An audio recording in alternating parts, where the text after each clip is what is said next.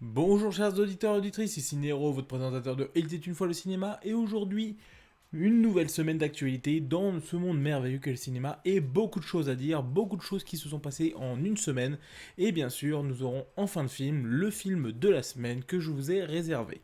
On commence direct l'actualité avec quelque chose qui fait pas mal bouger les studios américains depuis quelques semaines. Il s'agit de la dualité entre Christopher Nolan et la Warner, parce que d'ailleurs c'est sorti très récemment que Christopher Nolan pourrait potentiellement se barrer de la Warner, studio dont il est depuis plus de presque 20 ans, parce que Insomnia c'est 2002, et où il a fait avec Warner la trilogie de Dark Knight, Le Prestige, Inception, Interstellar, Dunkerque, jusqu'à Tenet. Tenet d'ailleurs qui malheureusement a amené déjà, je pense, de base une cassure entre Nolan et la Warner, parce que bon, c'était quand même un film à 200 millions de patates. On n'est pas là pour parler du film, mais si on parle vraiment d'un côté mercantile, le film est un tout petit succès, parce qu'il a ramené quand même pas loin de 363 millions de dollars pour un budget de 200 millions. Et encore, 200 millions, je pense que c'est juste le budget du film. Je pense qu'il n'y a pas les 100 millions qui ont été investis par le marketing, qui a été quand même très important étant un film de Nolan. Donc le film, si t'es pas trop débile en maths, tu sais très vite que là, il n'y a qu'un tout petit bénéfice à peu près de un peu moins de 100 millions. Même si, qu'est-ce qu'il va nous dire après derrière que si il y a la potentielle rouverture des salles, le film ne va pas avoir une réexploitation, il va avoir en plus une exploitation sur tout le reste du monde où il n'a pas pu sortir, parce que beaucoup de pays n'ont pas de salles de cinéma qui ont rouvert, donc le film n'a pas été exploité, donc le film peut encore apporter des bénéfices, sans compter par l'aspect VOD qu'il peut avoir sur HBO Max derrière, et bien sûr la vente de DVD, Blu-ray, et même si le DVD Blu-ray reste aujourd'hui, aux yeux de beaucoup, quelque chose de boomer, mais ça rapporte quand même un petit peu de sous dans les caisses encore aujourd'hui. Et ce qu'on peut dire, c'est que Tenet a déjà été une première facture, et justement, cette annonce qu'a fait le patron de la Warner au sujet de HBO Max et des sorties en salle. C'est-à-dire que les films pourraient sortir en salle pendant un petit moment pour avoir une exclusivité salle pendant quelques semaines, et après les films seront directement exploitables sur HBO Max. Ce qui est une stratégie quand même relativement différente de celle de Disney, qui quand même... Le sale, c'est quoi? Allez, vas-y, c'est... Disney réécrit l'histoire quand ça lui chante.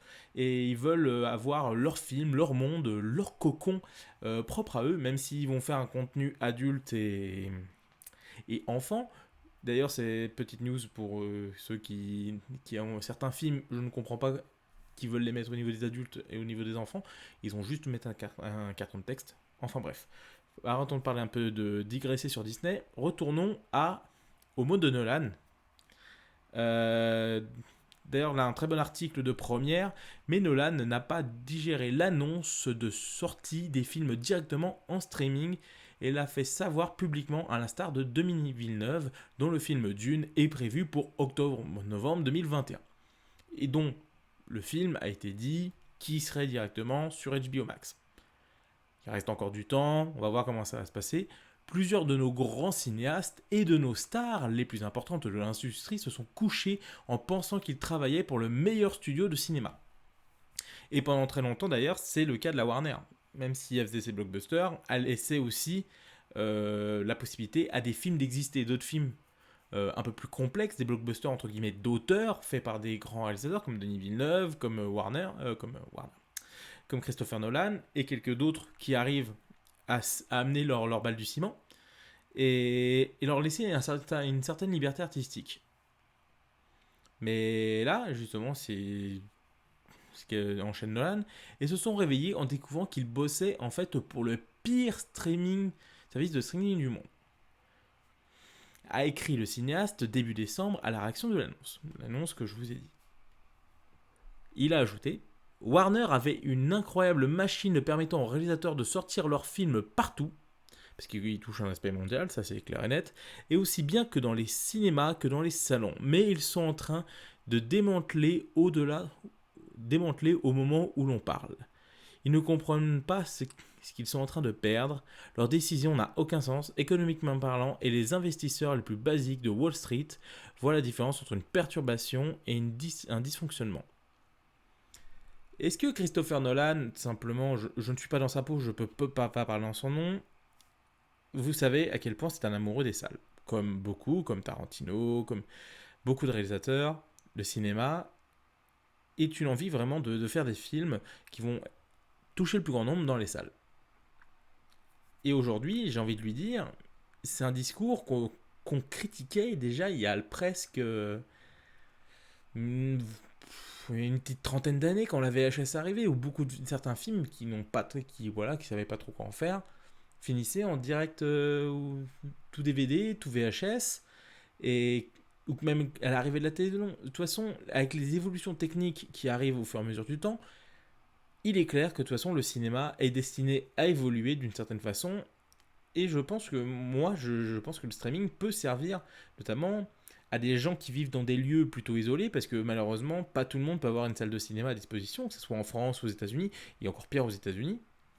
Des fois, il faut faire quand même 30, 20, 40, 50 bornes, voire plus, pour aller à la première salle de cinéma la plus proche de chez nous, et encore qui propose, je vais pas dénigrer, mais quand même pas forcément les films les plus qualitatifs. Parce qu'il y a des petites salles, des fois, pour exister, elles sont obligées de présenter essentiellement de films grand public, qu'ils soient français ou américains.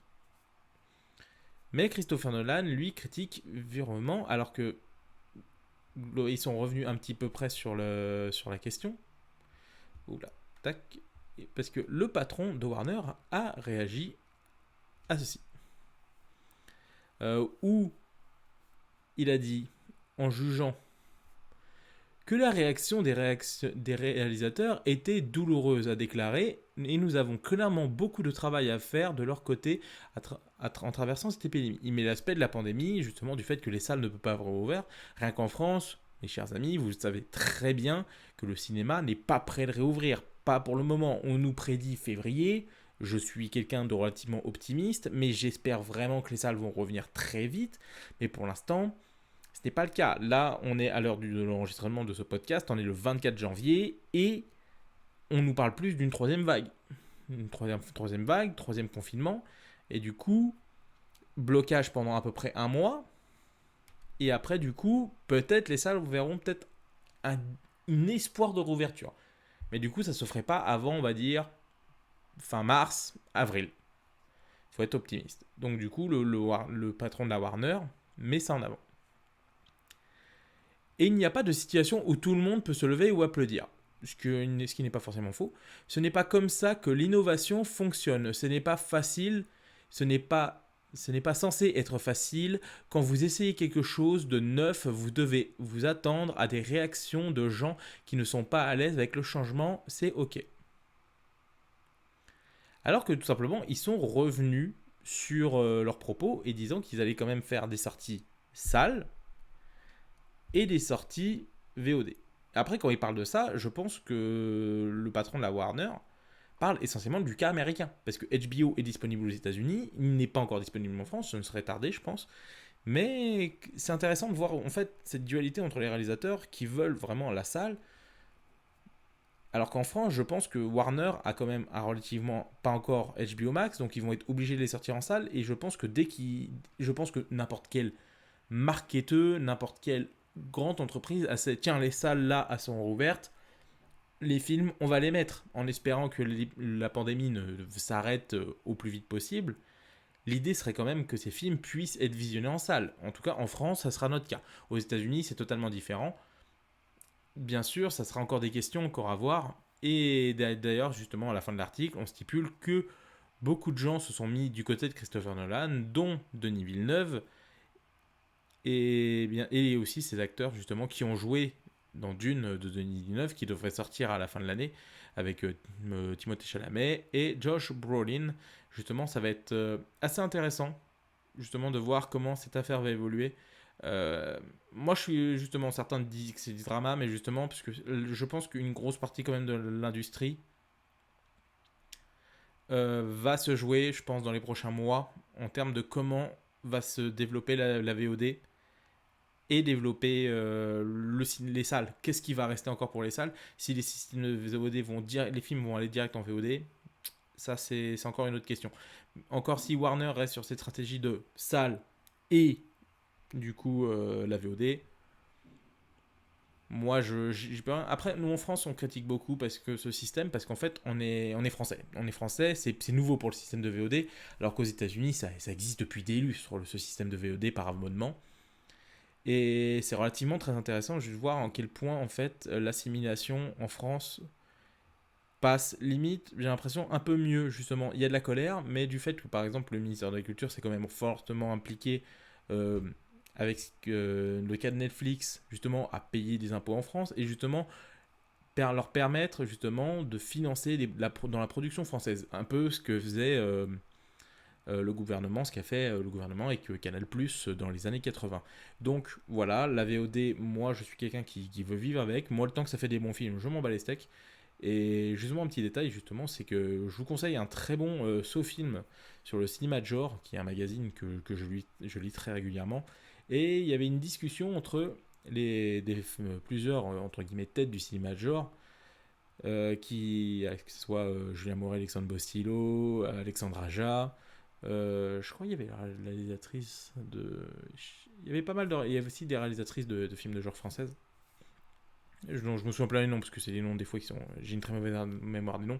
Mais ils avaient discuté justement sur la possibilité justement que les films de genre en France, justement, la possibilité d'être financés, justement, le cinéma français des fois étant friand un peu que le cinéma de genre, Netflix pourrait être un petit coup de pouce justement pour permettre derrière de financer ces films.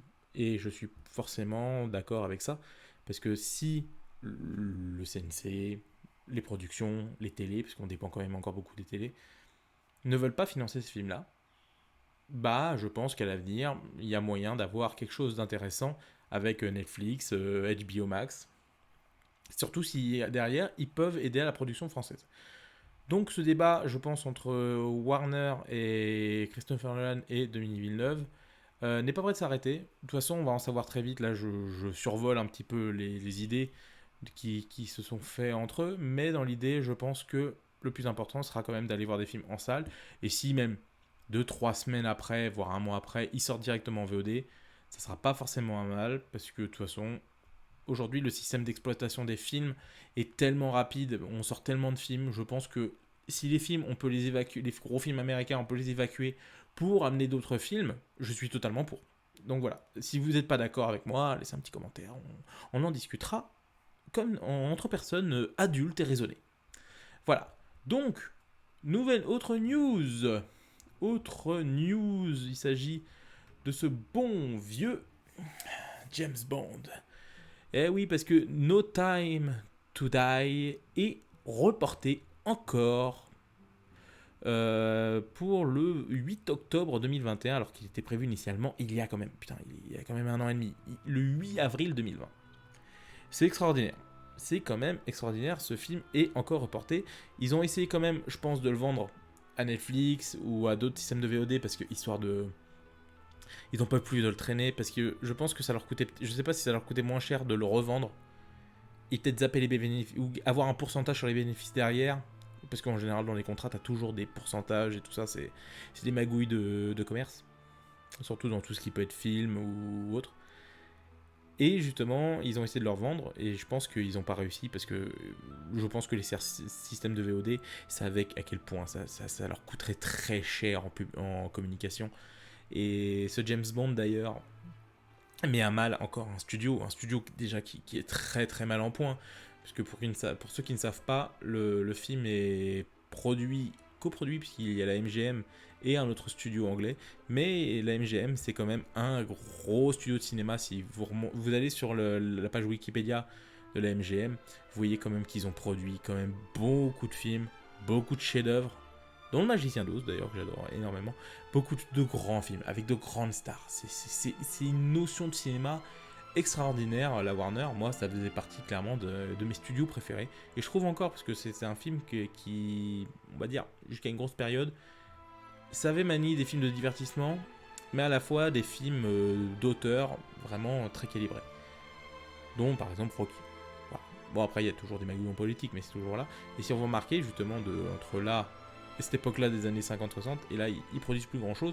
D'ailleurs, 2021, il y avait quelques films. Un homme en colère de Guy Ritchie, ça peut être pas mal.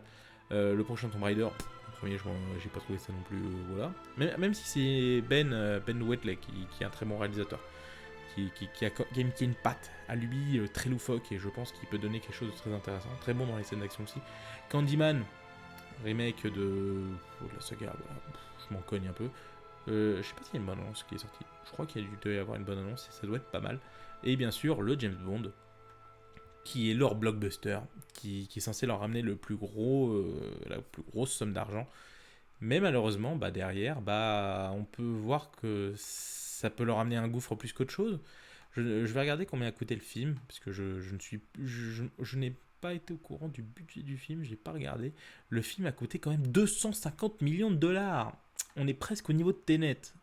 Donc, sachant qu'il y a eu l'épidémie, je pense qu'ils ont dû rajouter peut-être au moins 100, voire 150 millions de dollars de plus en termes d'investissement en communication, parce que il devait sortir le 8 avril, ils ont repoussé pour espérer avoir une fin d'année 2020, ils ont reporté pour peut-être février, ils ont reporté pour justement encore pour octobre. Donc tout l'argent qui a été mis, il est parti à la poubelle. La campagne marketing, elle est désastreuse parce que malheureusement, elle souffre pleinement du Covid. Là, on est clairement dedans. Et on voit à quel point le Covid fait du mal à l'industrie pour ce genre de film, surtout James Bond. Il y a beaucoup d'investisseurs, il y a beaucoup de gens qui investissent dans ce film, que ce soit des marques, que ce soit des entreprises justement qui veulent leur image. Se servir de l'image de James Bond pour ramener des profits, mais derrière, malheureusement, James Bond est destiné à souffrir encore un long moment, malheureusement, parce que là, il en a encore pour au moins 9 mois, quoi. 9 mois à souffrir, et ils vont réinjecter de la thune pour la campagne. Je sais pas ce qu'ils vont en faire de ce film, mais en tout cas, j'espère vraiment que ce film trouvera un petit peu de succès euh, pour permettre justement qui peut aider la MGM et surtout que ce studio ne meurt pas, quoi. Putain, j'ai pas envie qu'il se fasse racheter encore par Disney. Je rigole pour les gens qui sont fans de Disney, hein, mais bon, à un moment, moi ça me que Disney rachète la terre entière, ça a tendance un peu à me gonfler. Donc maintenant, fermons la page James Bond, partons du côté des cocotiers, de la plage et du festival de Cannes, parce que oui, ça a été annoncé que le festival de Cannes pourrait, bien sûr, éventuellement être reporté au mois de juillet, parce que le festival de Cannes, à la base, devait se passer du 11 au 22 mai 2021. Et du coup, reporté, parce que le Covid étant encore très présent en France, même s'il ne se lève qu'à 18h. Oui, un peu d'humour, faut toujours être un peu sarcastique les gens. Euh, Traditionnellement, le festival de Cannes a lieu en mai, mais comme il n'a pas pu avoir lieu en 2020 sous la présidence de Spike Lee, d'ailleurs Spike Lee, je ne sais pas s'il va être encore président pour cette saison, je pense que c'est dans une discussion suite à l'épidémie, les responsables ont décidé d'attribuer le label Cannes 2020 à 56 films qui auraient dû être projetés sur la croisette. On peut citer par exemple Été 85 de François Ozon, Soul, et plein d'autres films qui devaient à la base être en compétition officielle. Et d'ailleurs, c'était une compétition que je trouvais très intéressante. Putain, je savais même pas. Putain, je me dis, Spikey, quel film il va choisir. Ça, est un vrai casse-tête. Et je trouve ça dommage que. Enfin, ce que j'aimerais, c'est que. Il parle d'un label Cannes 2020 de ces films qui ont été en compétition, qui malheureusement qui ne pourront pas concourir pour l'année 2021. J'aimerais bien qu'on leur dessert que le jury fasse une double palme d'or cette année pour les films de 2020 et 2021 pour récompenser ces réalisateurs justement dont leur film n'a pas pu être projeté justement au festival. Et du coup, je pense qu'une année avec double lauréat, exceptionnellement vu le Covid, je pense que ça serait pas mal. Et moi perso, je trouve ça cool que le festival de Cannes soit reporté. Pour la santé de tout le monde bien sûr, et aussi parce que je pense que l'été sera une bonne période justement pour profiter pleinement du festival. Donc voilà, c'était la petite news canoise très intéressante. J'espère que justement on aura prochainement les prochaines dates du festival assez rapidement et aussi les films qui vont concourir parce que quand même, voilà, on nous annonce le festival de Cannes en juillet, mais moi je veux savoir les films qui vont y être avec une certaine curiosité. Et donc là, on va passer au film de la semaine. Le film de la semaine, il s'agit de Un monde parfait, réalisé par Clint Eastwood en 1993. Et c'est pourquoi j'ai décidé de parler de ce film, parce que tout simplement, c'est un film que j'ai revu dernièrement. Je me suis en fait un petit marathon de Clint Eastwood en zigzagant un petit peu dans sa filmo, en slalomant entre les époques. Et je trouve que c'est un film qu'on ne parle pas assez souvent, justement, dans la carrière de Clint Eastwood. Après, je pense qu'il souffre énormément de cette période parce qu'il est 92, il a le César, de la merde, l'Oscar du meilleur réalisateur avec Impitoyable, qui est un de ses meilleurs films. Mais je pense que une petite partie de ses films qu'il a fait post-Impitoyable ont souffert, je pense, de la présence d'Impitoyable derrière. Mais du coup, avant de parler de un peu, là je digresse un petit peu, parlant un petit peu du contexte du film, mais ça parle de quoi, de film? Ça parle justement de Kevin Costner, justement, qui joue un évadé de prison. Et du coup, qui va avancer sur les routes américaines après avoir kidnappé un petit garçon. Et ils vont se lier d'amitié alors que Clint Eastwood, en shérif texan, va tenter de le retrouver. Donc voilà, c'est un film déjà avec un très très joli casting parce que tu me mets Kevin fucking Costner et Clint fucking Eastwood. J'adore. Mais j'adore Kevin Costner. Je manque totalement d'objectivité sur cet acteur que je trouve qui est un pur génie, qui nous a pondu, que ce soit en tant que réalisateur ou en tant qu'acteur, de très bons films et que c'est. J'attends avec impatience justement les films où je peux le voir parce que à chaque fois j'adore le voir. Il y a tellement de charisme, il y a écrit de charisme. Que ce soit dans Les Incorruptibles de Brian De Palma, que ce soit dans Un monde parfait, que ce soit Danse avec les loups, plein de trucs, plein de films qu'il a fait ou joué, où vraiment il s'implique énormément dans ses rôles et il est vraiment charismatique. J'adore Costner. Et surtout, ce que j'aime, c'est que là, dans ce film, il joue un personnage que je trouve très intéressant parce que un personnage qui est censé quand même être un évadé connu pour des méfaits quand même pas très joyeux. Et que justement, il y a ce côté où Costner, justement, lui, qui a l'habitude pendant une période de jouer des héros, on va dire, un peu ce qu'on a, moi j'appelle twinner, c'est-à-dire à la fois qui ont une petite part de bon, mais tu sais que les mecs, s'ils pètent un câble, ils vont pas y aller par la moitié des choses, que ce soit pour tuer ou tout simplement pour survivre. Et dans ce film, justement, Costner est, je trouve, très bien dirigé par Clint Eastwood parce qu'il est d'une subtilité par rapport à ce petit garçon qui est tout mignon et qui joue super bien. Il a vraiment cet attachement avec l'enfant qui va l'apaiser, alors que le mec, tu sais qu'il peut partir très vite en couille, tu sais qu'il peut faire beaucoup de mal, mais du fait de la présence de l'enfant, va être presque un papa un peu poule, et justement sur cet enfant qui n'a jamais connu son père. Beaucoup chez Eastwood, hein, c'est un personnage où le père n'est pas forcément présent, où le père n'est pas forcément une entité ultra visible. Ça se voit énormément dans la filmographie d'Eastwood, et ce que je trouve très beau. Justement, le père n'est pas présent, la mère est souvent présente. La mère est une place très importante dans le film d'Eastwood. Et ce petit garçon, malheureusement, qui souffre de la non-présence de son père, qui ne peut pas profiter pleinement de la vie, que ce soit à cause de sa religion, que ce soit à cause des règles que lui instaure sa mère. Sa mère qui est une bonne mère, mais malheureusement qui ne vit pas qui l'empêche de faire certaines choses, et du coup, qui le bloque dans sa vie. Et du coup, ce petit garçon avec qui ils sont liés, justement, il y a une très bonne alchimie entre les deux. Entre justement ce petit gamin qui rêve d'avancer, qui rêve de voir la route, de voir autre chose que son petit train-train.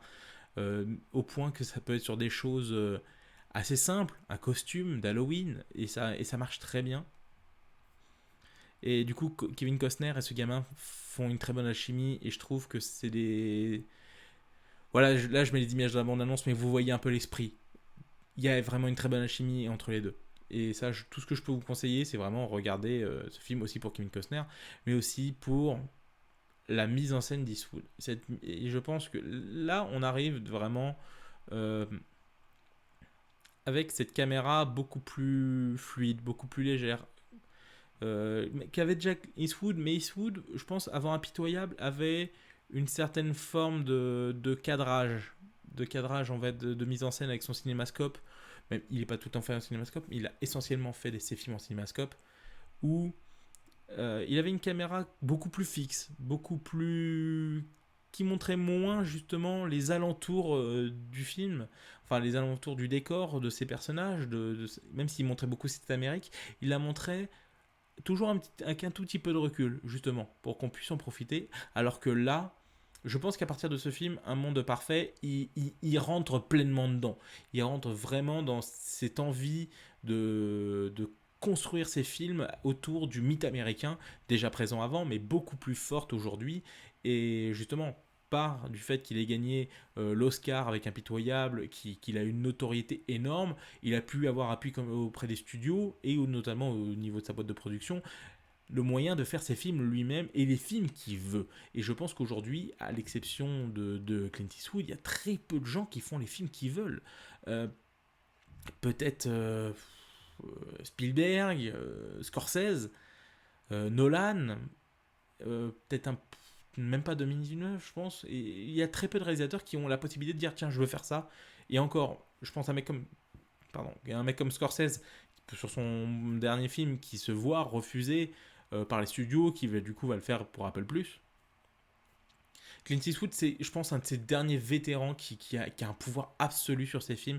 C'est-à-dire qu'il fait les films qu'il veut, les films qu'il a envie. Et là, justement, il s'en sert justement de ce pouvoir pour, derrière, parler du mythe américain. Et pour moi, Un monde parfait est la première pierre angulaire du cinéma américain, qui suivra avec des films comme Mystic River, comme Bully, euh, comme La Mule, tous ces films qui parlent du Grand Torino, Million Dollar Baby, qui parlent vraiment du mythe américain, c'est-à-dire des parias.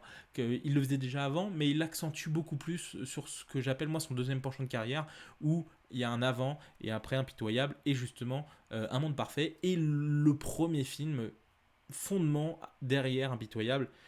Et en plus, Clint Eastwood, pour ceux qui ne le savent pas, c'est un réalisateur super rapide, c'est pour ça qu'il arrive presque à faire un film tous les 2 ans, parce que c'est un réalisateur qui est d'une efficacité monstrueuse, qui tourne d'une manière qui ne supporte pas justement qu'on se repose, qu'on y aille. Justement, il a cette envie dans sa mise en scène, et ça se ressent dans sa mise en scène beaucoup, où justement il y a cette envie d'aller vite justement, et de laisser justement pleinement place aux petites choses justement. C'est par exemple, je prends une anecdote qui me fait énormément de rire sur American Sniper, où justement ils attendaient un bébé et malheureusement ils n'ont pas pu avoir de bébé parce que Clint il a fait non, vas-y, on n'a pas le temps, il faut qu'on tourne. Prends ça et fais comme si c'était un bébé. Et alors que tu vois clairement dans le film qu'il n'y a pas de bébé. Et justement, moi je trouve que ça rajoute vraiment à ce charme que Clint Eastwood avec sa caméra plus légère qu'avant, qui suit beaucoup plus les personnages et très souvent de dos, et qui justement, avec sur les plans larges, beaucoup plus pour semer l'attention. C'est là où avant il faisait beaucoup plus de plans larges, là dans sa mise en scène, il est beaucoup plus proche de ses personnages. Ce que je trouve très beau, parce que justement, il arrive vraiment à capter l'émotion, et surtout sur ce film où la fin justement montre un bandit justement au grand cœur, ce qui est peut-être Clint Eastwood. Est-ce que Clint n'est pas forcément le shérif qui joue dans le film, mais est-ce qu'il est peut-être pas Kevin Costner justement qui braque littéralement les studios pour pouvoir faire ses films. Enfin voilà, ce film de la semaine que je vous conseille vivement, c'est Un monde parfait. C'est un très beau film, je pense que vous pouvez le trouver facilement soit en DVD, Blu-ray, ou peut-être sur des services de VOD, je ne sais pas s'il est en service sur certains services. Mais en tout cas, c'est un très beau film que je vous conseille vivement. Pensez à vous abonner à la chaîne YouTube, bien sûr, sur Facebook, le Twitter, mon Twitter personnel. Je ne tweete pas forcément énormément, mais des fois j'interagis sur la plateforme et justement sur Instagram. Et pensez à laisser un petit commentaire si vous avez aimé l'émission. On se retrouve la semaine prochaine pour une nouvelle émission. Et sachez que je suis en train d'écrire justement le premier épisode de Il était une fois. le cinéma, qui sera une émission que j'essaierai de faire au moins une fois par mois. Puisque pour ceux qui ne savent pas, j'ai une vie à côté, donc c'est forcément compliqué de trouver le temps de tout faire. Donc merci à vous d'avoir suivi cette émission, je vous retrouve prochainement pour de nouvelles actualités et pour vous partager les films parce que c'est toujours un plaisir. À la prochaine, ciao.